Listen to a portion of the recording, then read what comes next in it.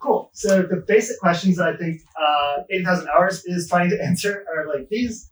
The one is like, what do you want to be when you grow up? How do you choose a career? And here, growing up doesn't mean like graduating university. It probably means being something like in the peak of your career, which for most people is like aged 45 to 60 or something, when maybe you've gotten some promotions and impressed some people and like have influence. And I think crucially, like your values actually matter. I think when you're like a very junior person in any kind of organization, like you have a boss, the organization has priorities. And if you like go in there and try to like shake things up and make all your own decisions, like it's not going to work. And you'll probably like really hamper your ability to like get into a position where your values matter later. So like I'll talk a little bit about two, which is like how you get there, which is like not doing the thing that I just described is like one way you get there. But there are like probably lots of other details. I don't know. So those are like kind of the framing questions I think about. When you're planning, like, yeah, it's good to have some sort of vision of what the long-term thing is when you're going to be doing the work that really matters. And then you kind of like work out like, okay, I'm pretty far away from that, but what are the most sensible kind of next steps? I think we do probably emphasize like what is the right long-term thing, just because like working your whole career for 20 years on something that turned out to be like a guess that you could have made better earlier seems like a big miss, and maybe something you could avoid with some like careful thinking and upfront investment. So cool. Here's like the basic. I mean, if you wanted to like say there are 4 steps to career planning, these are the 4 steps. I think 80,000 Hours would point to. One is clarify values, right? Just like really, what do you care about?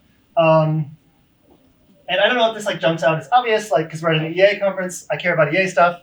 I care about impartial well-being or whatever. And you probably do because you're here. But it's like very clearly not the only thing. Like you're people with lives and like families and interests and constraints and all these sorts of things. And I don't know, I think that self-awareness is this like major currency of life and careers where you just like know what your limits are and like how far they can be stretched or not, and don't like pretend you're somebody you're not because you're like trying to fit into some mold that like someone else laid out for you. Be careful about that. And I also think that just in my experience, both like in the EA career world where I like worked at 8,000 hours, and also in the legal world in the US where I worked before, which I think is a decent model of just like high-end professional work or something like that, is just being like quite honest and open about like where you're coming from and like how you might screw up and like what your limits are. I think just like makes people feel like they can trust you. And when you're doing like knowledge and strategy work, which is the kind of work that I want EAs doing, establishing that sort of trust and transparency is like really, really valuable. And it's like something I've done like throughout both of the 2 kind of careers that I've had so far. And it served me well, if you want to just take that one kind of little data point. So yeah, a lot of weight on clarifying values. And then 2, on picking a problem. To some degree, like everyone is a specialist. And having like deep expertise and knowledge about some area just like makes you really valuable. But like, which area do you want to have deep expertise and knowledge about? If social good is one of the things you're trying to do, the whole like theme of EA has been like, there's some problems that just seem like a way bigger deal than other problems. And they're like maybe good reasons and arguments to think these things, and thinking through those arguments and whether you really buy them and really believe them and really endorse working on these things is like another way to, it like sort of lets you produce this different kind of transparency, which is like, oh yeah, I've like really thought about this and all the ways you maybe could work on it and maybe could make progress on it, but then also the ways those things might not work. And now you're just like contributing to that like transparent strategic kind of thinking that I want EAs doing on a different level, which is great. And then like, I think 3 and 4 are just a lot harder, right? Because you're thinking about your peak career. It's way in the future.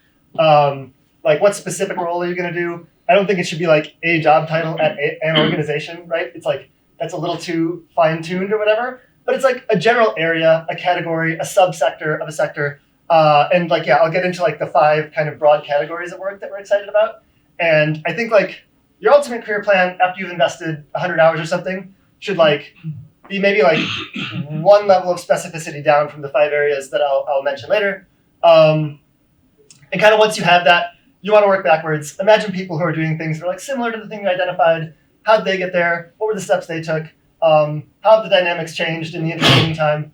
And how might you learn more and skill up more to do that?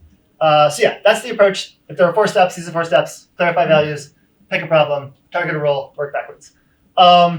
Cool. I already kind of alluded to a bunch on this slide, and I'm conscious of time.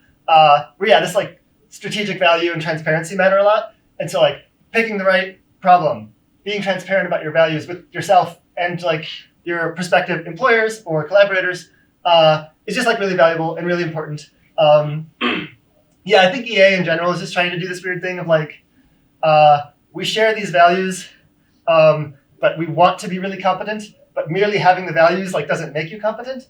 I think you can like make it part of the competency by like exercising transparency about them and going deep and being like quite critical about them. I think the kinds of things that people with kind of like rare but important values might want to do is something like the stakeholder model, where those values are upfront, they're important to the place where you're working, and you can like communicate and negotiate around them in a really like productive and collaborative kind of way. Then there's this like high upside thing. I think basically just like people are risk averse, and there's this like, I think like common thing in investing where like you think about VCs or something like that. Like if everyone takes a lot of risk, like most people will like fail to get like huge returns or something like that. But the total returns for the group will be higher because like not so many people are willing to do this thing where they take risk. And like I think the risks involved in careers for like a lot of people, especially like well-educated people in rich or growing countries, like failure is not destitution. It's not like you're miserable. Like there's lots of good fallback careers. We talk about having an ABZ plan. And I think just being really aware of like your values like makes you a lot more comfortable with the idea that like, oh, you might just have to work a regular job if you like tried something ambitious and failed. But it's like, that's really okay. And like the narrative that you give yourself about your career should be like, yeah, that's the trade-off I made. And this is the world that I live in where I failed maybe. And I'm still glad that I made that trade-off. If I were like a different person in a different universe, like I'd want to make the same trade-off and experience the same outcome. But I don't know. That's like, this is me like projecting like what I think people should do if you want to be risk averse. And you know your limits and constraints. That's like also very important. Cool. So I've talked a lot about how being clear on your values is good. There's a lot of personal stuff that can go in a lot of different directions. But I do think that like the core thing that like we in this room might share to some degree, like maybe 20, 30, 40, 50, maybe up to 80, but probably not more percent of like the allocation of like where you want the value of your career to come from is like optimizing for this thing that Ben Todd said. What did he say? Yeah, like social impact. Let's do that. And what does that mean? That means like tentatively, right? Because we want to be a bit philosophical and open to different perspectives. Promoting total expected well-being, considered impartially. Like what's well-being? It means a lot of different things to different people. I think getting like a little bit of increased clarity on that, or at least a sense that it's the thing that matters to you, is important. And then over the long term, I don't know if I'd use that exact expression, but just like at all times, for all time, something like that. Over the long term makes it sound like you're emphasizing the future more than the present. I think like you should hold well-being in the future sort of equal to the present, but like discount for our uncertainty about how the future goes, something like that. I think I'm quibbling, but like, I don't know, this like expected well-being thing is like very abstract, and you want to find ways to make it concrete. And I think that's probably where we're going with, the next few slides. This is just a comment on like everything that I think I've already said and like experienced in advising. I don't know where it comes from. It like, I don't know, if I were being very cynical, I'd say like people often just like tell me what I want to hear or something like that. Or like, I don't know, maybe like less cynically, like there's a little bit of self-deception happens where like you think of yourself in like some frame where it's like, I'm the hero, I'm going to do great stuff. I really like understand the world well and clearly. And so you can like, the things you say like suggest that you're like further to the right on the spectrum than you really are. And I don't know if like you necessarily want to be further right on the spectrum. But this is just like one visual way of saying like, you have some values, you have some constraints, you fall somewhere here towards like, just like utterly conventional, like, I just want to like, you know, like please my parents or something, or like maybe make a lot of money, or like maybe like have high status, or like have a big house, or like, I don't know, lots of things in like this category of thing. Or just like avoid downsides, or like keep up with my peers or something like that. But you can like very easily be dishonest with yourself about like how much that stuff pulls on you. It pulls on me. Like I negotiated my salary at 80,000 hours. I wasn't just like, yes, I'm in on the mission. Whatever, I'll do it for like just enough to eat. I was like, oh no, I was a lawyer. I was making a lot of money. Like, guys, help me out here. And I think, again, that's just my transparency and my self-awareness about where I am on the spectrum. I'm definitely not all the way to the right. I don't think it's like reasonable to expect yourself to be all the way to the right. But like oftentimes, I don't know, like inspirational speakers and stuff will tempt you to think like, oh, people who are doing it right or whatever are the people with unabiding passion. So I should find my passion, right? And it's like, I think a lot of people just don't have a passion and like won't have a passion, and that's deeply okay. I certainly don't. But like being aware of like where you fall here can be just like super valuable in calibrating like where you're going to end up and how you're going to like fit into and contribute to like a wider system of accomplishing some important goal. So I don't know, visual, think about it. I made it up just for this talk for the first time. Cool. That was all step one. Step two is picking a problem. I think this is more like generic, like do effective altruism or whatever. And yeah, I think the sub steps here are just like, like make it clear that you have some criteria that are based on all the values that you thought about and like kind of who you are and where you fit in. Understand what's going on in the world. And then notice where the world is out of sync, which is to say just like work on some big, important, neglected problem. It's like, there are the classic like criteria. Doing It Better is kind of a great book. And I do think like so much of like what we do in one-on-one advising, and what I think a lot of people who advise anyone in any field do is like point out just like semi-obvious or natural like questions in context as applied to like someone's situation. And they're like, oh, right, I should just like go back and ask myself this. Because I kind of like got halfway down a rabbit hole towards like something relatively specific and like stuck in the weeds a little bit. And like, I don't know, oftentimes I'll be just like, well, is that the most important thing? Like, can anyone actually do anything with that, right? Are other people all just doing that already? And oftentimes the answer is like, oh, yeah, or oh, no. And I don't know, that just like opens up some like new possibilities and important considerations to be doing at what I assume for most people is still a relatively early point in their career. What's going on in the world? Like this, roughly.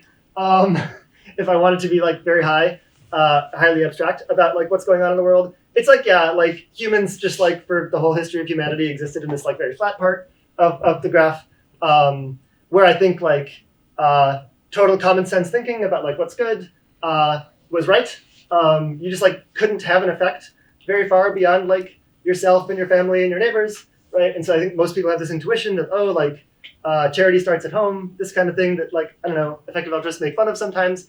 But I actually just think it was like the correct advice for most of history. And like now we're just in this really weird place where like you can actually help way, way more people who are like much further away from you in space. Like certainly like this is a graph that supports like earning to give and buying bed nets.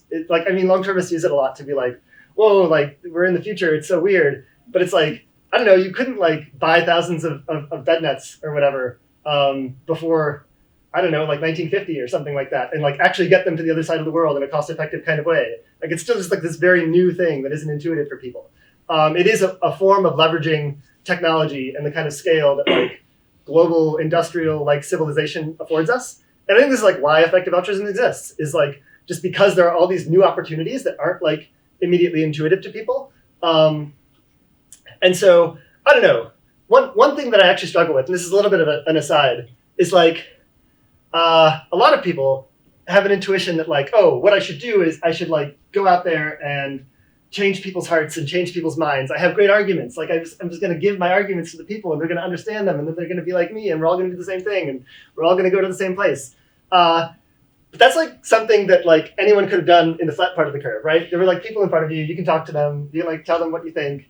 But like nobody agrees ever. I mean, hardly ever. People can agree about like up to a certain point. But getting people like really bought into something is actually just incredibly hard to do. Especially competent people who can collaborate with you and help you a whole lot. And so I don't know, that's like one reason that I'm like slightly suspicious of like outreach and communications type things. The hypocrisy is not lost on me. It's just because it's not leveraging this like scalable technological kind of world that we live in. So I don't know. understanding the world is like this giant like task that I don't think anyone can like really expect to do very easily or very straightforwardly. But I don't know, this is like a basic fact that seems like useful to point out. Cool. And then like consistent with what I said, you just like see some weird things happening. I think like drug use, identity politics, social media, and like communication. This is like, really suggestive of the kind of things that you might have been upset about in a much more localized environment. It's just like, my neighbor has stupid ideas and opinions, or like people are like disrespecting me, or people I care about with the language that they use, and things like that. And it's like, yeah, I think that's been happening forever, and that's been a struggle forever. And I kind of look at these issues and see them not moving very much over time, despite like a lot of energy on both sides of them. And like, I don't know, Matt's rough theory of what's going on here is like, yeah, this has just been like a version of a struggle that humanity has had forever. And like, I don't know, like technology like can amplify it a little bit, but it doesn't really change the dynamics. I don't know how strongly I believe that, but it just seems like these problems get a ton of attention and they don't move very much. These other problems, right, seem like totally new, totally a product of industrialization, and maybe therefore like totally contingent and malleable. Industrial scale agriculture, right? Again, like post 1940, post 1950, just like totally new, one lifetime, sort of technology. It's like, is that really just like the only way the world can be? Are we going to be stuck there? Like, it seems like a much more open question, and the scale of it is obviously enormous. Anyone working on animal welfare can like give you the numbers. You can like do the same thing with pandemics. COVID gave us a good example of how vast a kind of single thing can be in the pandemic space, and many people in biosecurity can like imagine worse things. And then like I have my nod to AI here. It's like if you go back, right? It's like that line keeps going up, or you like reframe it and like you admit to the possibility that it could go even more sharply vertical or something like that. There's like whole kinds of new problems that might be in the near future that are like worth thinking a lot about. And if you're like familiar with the arguments, you may find them compelling. And if you do, again, all the way back to step one, consider how seriously compelling you find them, and whether you can poke holes in them, whether you can find ways to really apply them and do something with them. Because despite all of the recent hype, like I think all three of these are still like pretty ignored. Okay, now we're on to step three. As I said, step 3 and 4 are like harder because they get very much down to your individual scenario and what your theories of change are. But I think the thing that you should do is, basically just like imagine like a toy, easy, obvious solution. So I like wrote some down in my personal notes about, what could you do about AI or chicken farming or pandemics? I basically think there's like the technical like miracle product solution, which is just to say like, oh, I wrote some code that makes AI like easy to align and anybody can use it and integrate it into their models or something like that. That's like a naive, like too easy solution. But I think like reasoning backwards from there about what's more realistic can be helpful. Same thing in clean meat space. It's just like, someone could just design some food alternative that's just like delicious and hits all your nutritional like kind of values, and it's super cheap and scalable. It's like someone just needs to invent this thing, and then the problem is basically solved. All right, again, like too cute, too easy, but like how can you make it more realistic? Like who out there is doing things that like look sort of like that that you can contribute to? So that's like the miracle product, like technical solution side of things.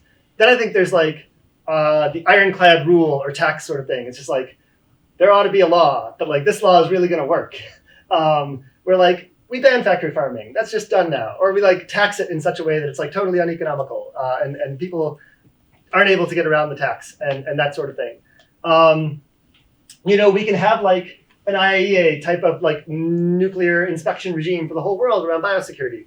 And it would make a lot of sense. And it would work and people would cooperate and we'd have like great vision on what's going on.